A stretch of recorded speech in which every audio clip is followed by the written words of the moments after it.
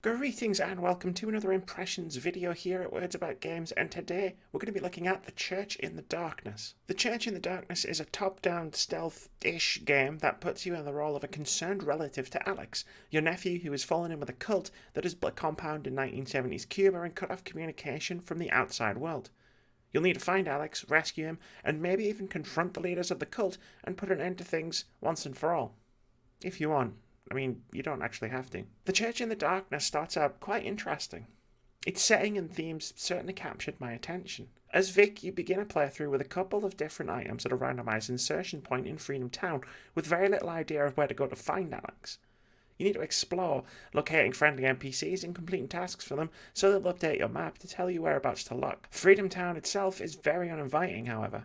There are numerous cult members wandering around, and you want to make sure they don't spot you, because chances are they'll be armed and dangerous, and even if they're not, they'll then raise the alarm and bring in the townsfolk who are armed to shoot you dead. Some initial exploration paints a fascinating picture of the cult, and it's obvious that Paranoid Productions put a lot of work into fleshing out the world of Freedom Town. There are lots of notes to find, as well as environmental details that can offer insight into the history and motivation of the cult. It's a motivation that can even change with each playthrough. Each time you start a new run, the personalities of the two cult leaders will be randomised. It's a great touch, probably the best touch of the game. Sometimes the walkers will be a full-on suicide cult, other times they'll be stocking up on guns preparing for all-out war in America, and sometimes they might even just be a couple of socialists trying to live a life of peace. You'll get to know them via notes, NPC dialogue, and the frequent announcements they make over Freedom Town's PA system. Unfortunately, after the first hour or so, I started to get fairly bored of the game. The Church in the Darkness doesn't really have that much depth to it, so much so that repeated playthroughs really expose how little is actually here. The idea of infiltrating a cult with a randomised personality to find one of almost 24 different endings is great on paper, but it's one that hasn't been executed particularly well. A lot of this comes down to the gameplay. What could have been a fairly tense stealth game winds up being frustratingly clunky and depressingly simple. Enemy AI is practically non-existent. To avoid detection by the townspeople, you need to avoid their vision cons.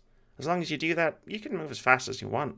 So while the first couple of runs might see you slowly sneaking everywhere, that all goes out the window when you realise you can just sprint around the town as long as you stay outside of those cons. Even if you do cross into one, you'll probably be okay if you just keep running.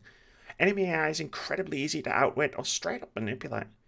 After an hour, my greatest enemy was my own boredom, as I'd frequently stopped paying too close attention to what I was doing, which caused a lot of deaths. The game does sort of try to enforce sneaking to see vision cons, but you can simply push the button to have them appear, meaning you don't really need to break your sprint. Finding a disguise to shrink those cons makes things even simpler, and I generally found that I didn't need to think too hard to remain undiscovered.